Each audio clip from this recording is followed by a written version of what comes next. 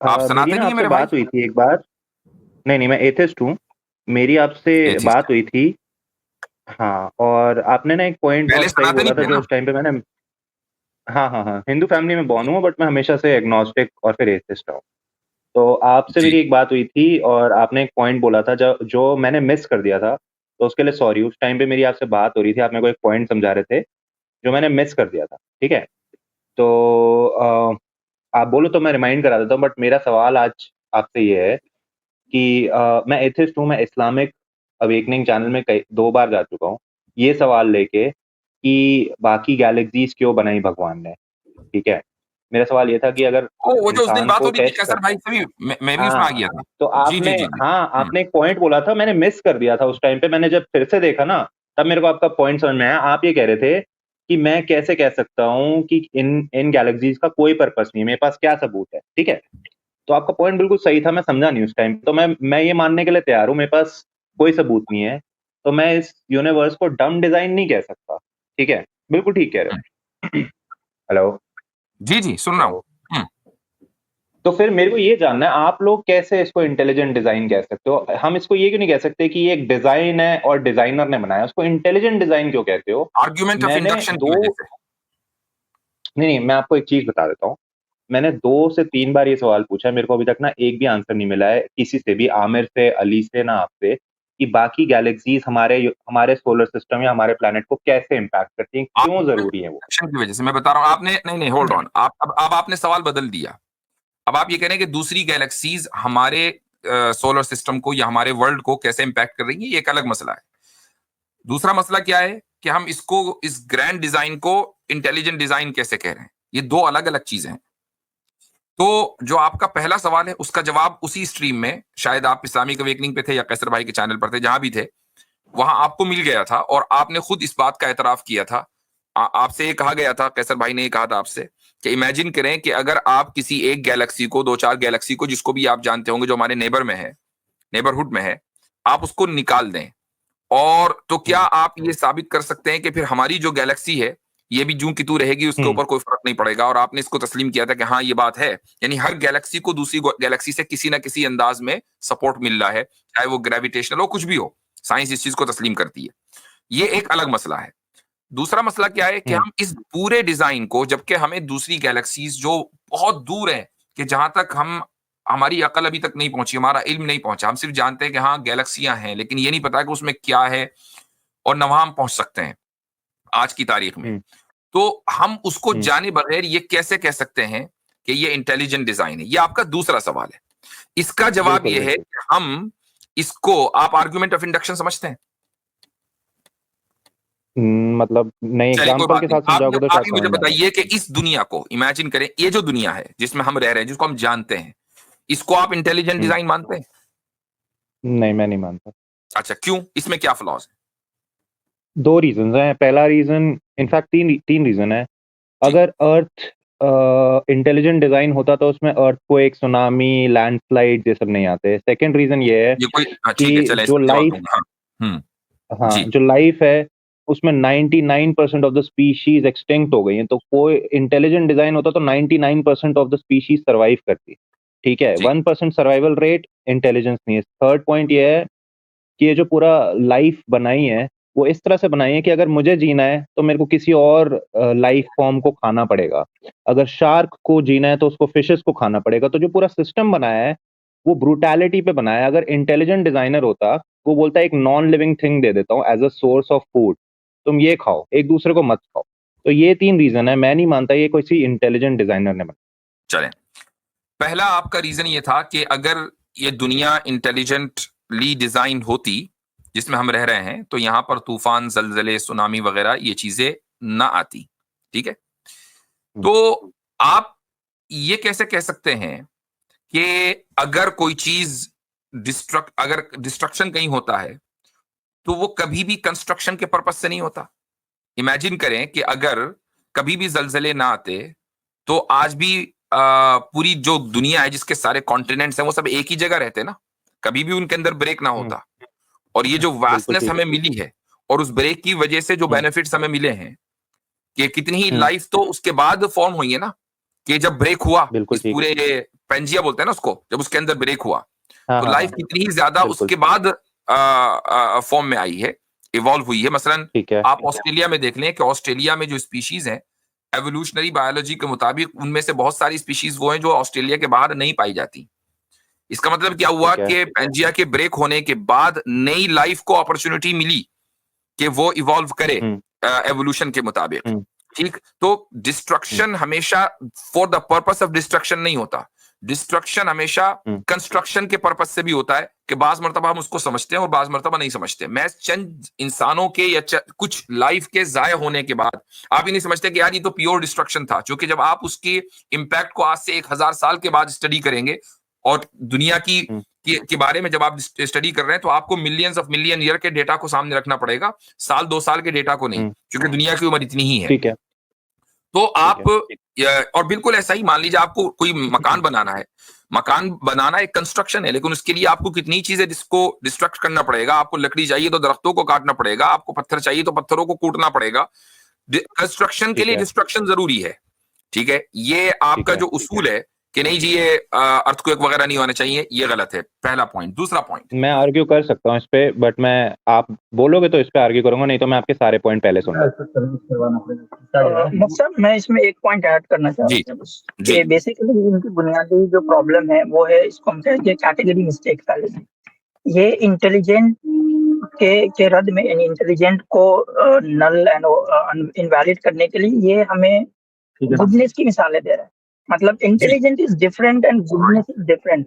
Right आप जितनी भी चीजें बता रहे हो ना मैं भाई, वो सबका ताल्लुक ज्यादा इससे होगा कि आप ये कहेंगे कि वो एक इंटेलिजेंट बीइंग जो ये सब कुछ कर रहा है वो क्रूएल है, ये कह सकते हैं आप ये नहीं कह सकते कि वो इंटेलिजेंट ही नहीं है। फॉर एग्जांपल समझे, बहुत सारे क्रिमिनल्स होते हैं, they are very very much sharp and intelligent.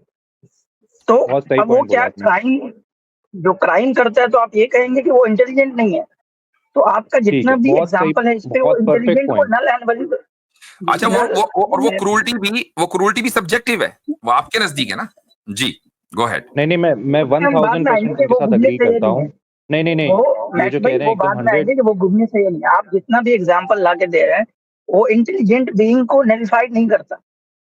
जी, मैं आपके साथ 1000% अग्री करता हूँ। मेरे को जो डेफिनेशन भगवान की मिलती है वो है कि ये इंटेलिजेंट डिजाइनर है, ऑल पावरफुल है, ऑल लविंग है और ऑल नोइंग है। ठीक है, ये डेफिनेशन मिलती है। एंड ऑल अब वाइज है, अगर वो ऑल वाइज है। ऑल वाइज, जी, ठीक है, अगर वो अगर वो ऐसा प्लैनेट बना रहा है जिसमें पता है कि पैंजिया डिवाइड होके बाकी कॉन्टिनेंट्स बन जाएगा और बाकी स्पीशीज बन जाएंगी, तो वो पहले ही वो बना के रख देना। उसको क्यों अर्थ को एक से डिवाइड कर रहा है? उसको पहले ही इस स्टेज पे, फाइनल स्टेज पे लाके रख दे कि ये परफेक्ट स्टेज है।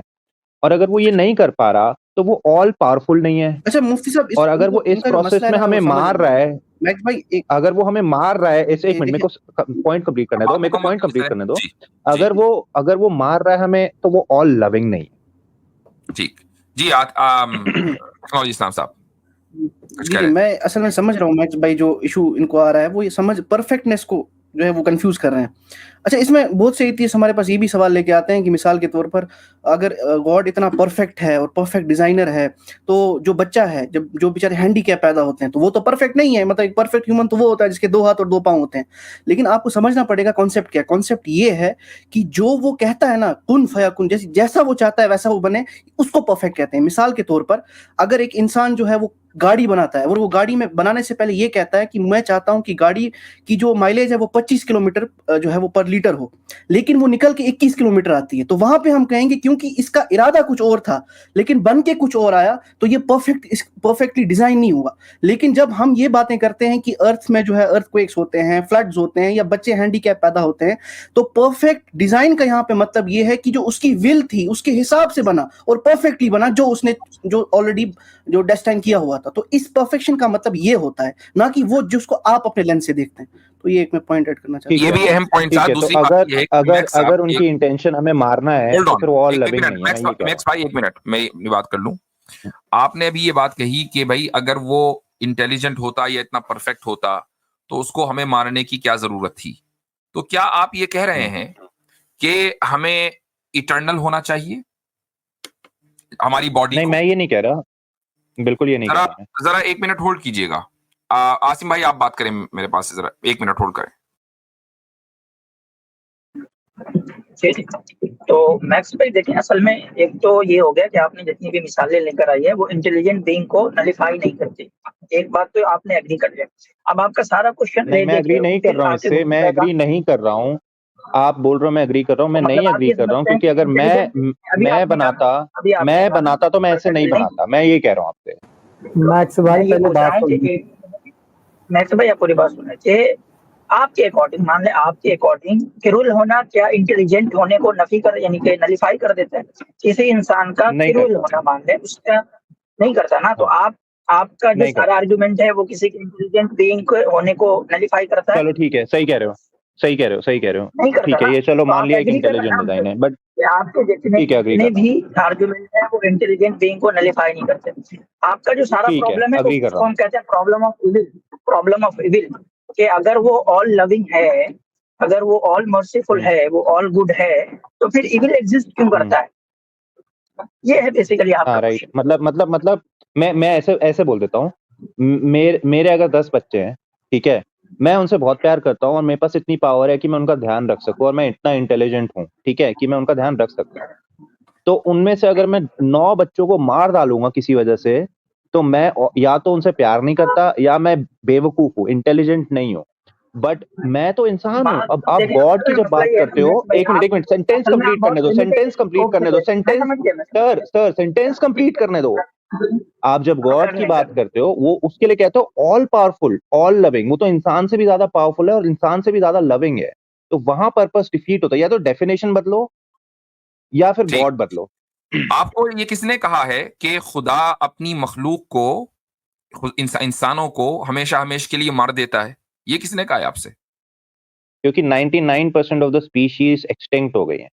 भाई मैं इंसान की बात कर रहा हूं कि इंसान को, चूंकि आपने खुदा के बच्चे बोला ना, तो इंसान को खुदा मार देता है हमेशा हमेशा के लिए, ये आपसे किसने कहा? क्योंकि मेरे पास कोई सबूत नहीं है कि हेल और हेवन भी है। मुझे लगता है कि मरने के बाद इंसान कहीं नहीं जाता। आपके पास सबूत नहीं है, मैं फिर आप वही फैलेसी पर आ गए। जब आप रिलीजन से पूछेंगे ना, तो रिलीजन की जो अथॉरिटेटिव एविडेंसेस हैं, जो जिनको हम अथॉरिटी मानते हैं, उससे हम ये मानते हैं कि खुदा ने जन्नत और जहन्नम बनाई है, इंसान की रूह असल है, और हमारी ये जो बॉडी है, ये समझ लीजिए कि उस रूह का एक कैरियर है। तो कैरियर बदल जाता है। ठीक है।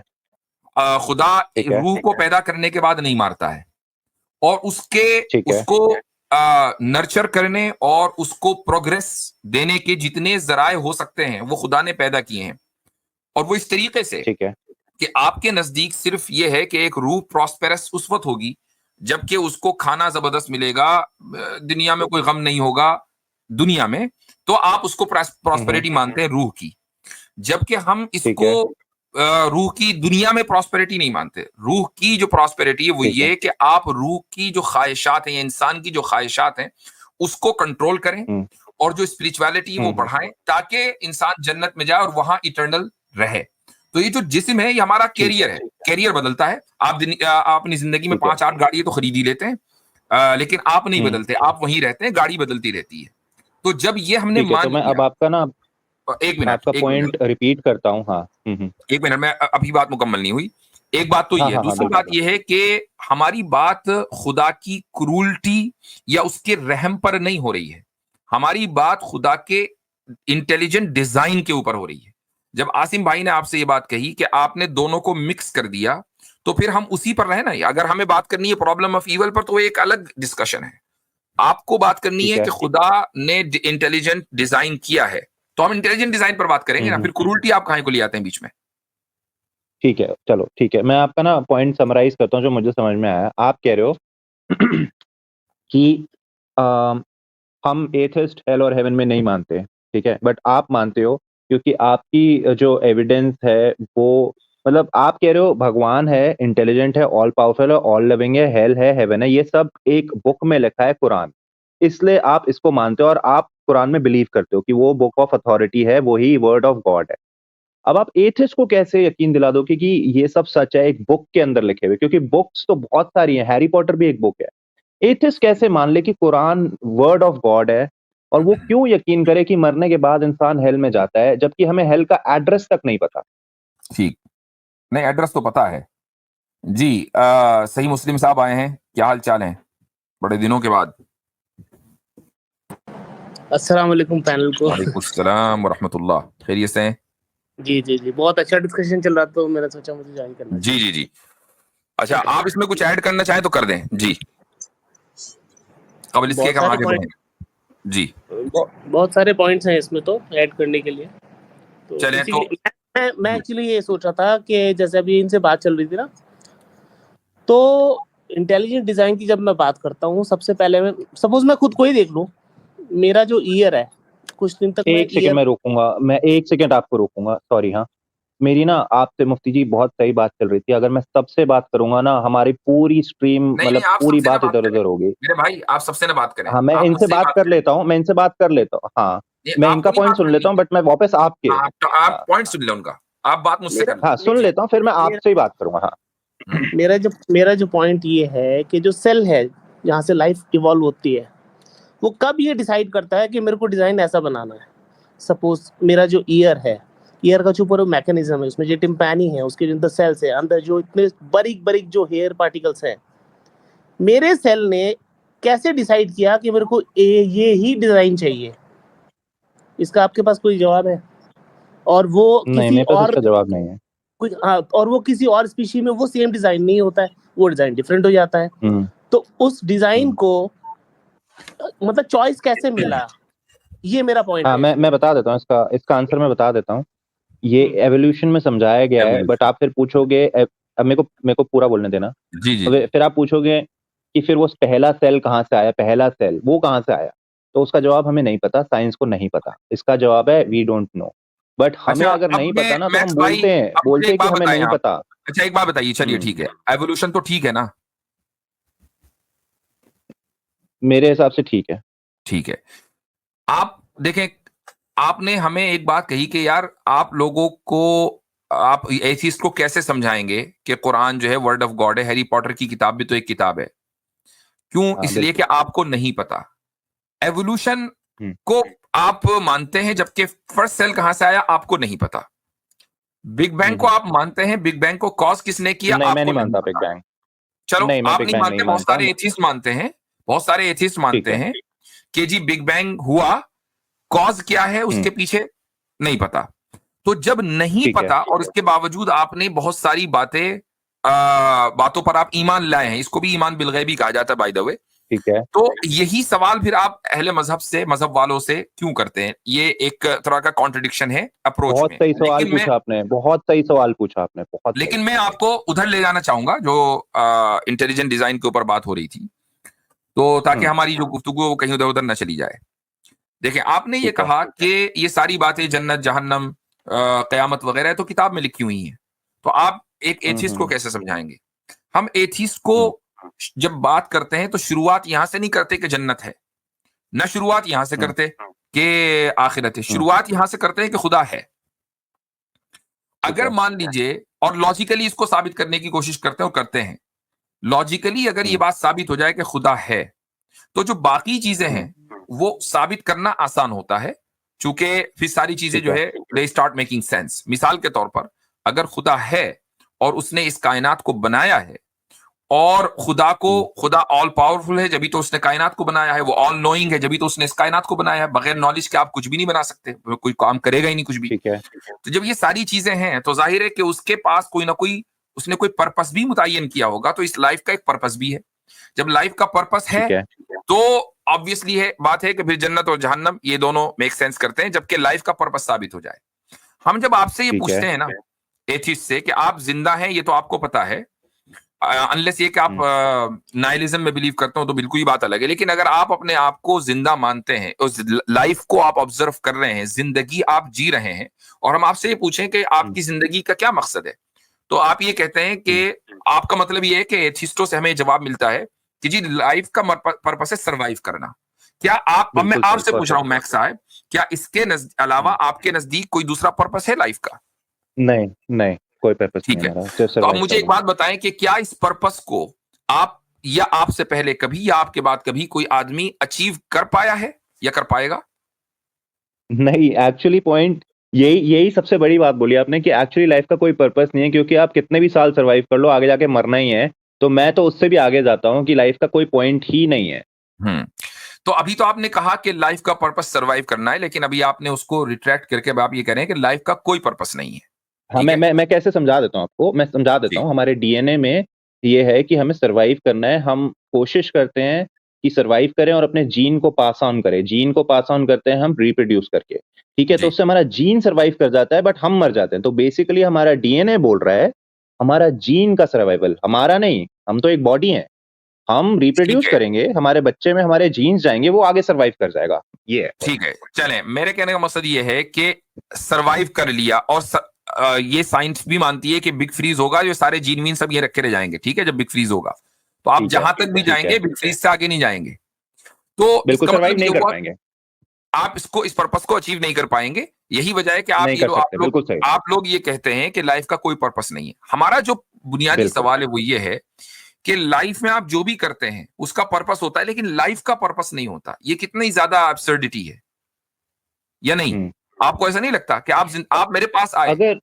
एक हाँ, नॉर्मल सी गुफ्तगू हो रही है, आप अपने घर में बैठे हुए हैं, मैं अपने घर में बैठा हुआ हूं, और एक नॉर्मल सी गुफ्तगू चल रही है, उसका एक पर्पस है। ठीक है, आपको ठीक है, पैसे नहीं मिलने वाले, मुझे नहीं मिलने वाले, हमें कोई दुनियावी फायदा नहीं, लेकिन पर्पस है। तो आप ठीक है, वॉशरूम भी जाते हैं ना, तो उसका पर्पस होता है। आप लुकमा उठाकर मुंह में डालते हैं तो उसका पर्पस होता है। तो लाइफ के हर काम का ठीक अगर है। पर्पस है और लाइफ का पर्पस ना हो, ये तो एब्सर्डिटी है। हाँ, चलो मान लिया अब्सर्ड है, बट इसका मतलब ये नहीं कि ये झूठ है। इसका एक एग्जांपल देता हूँ।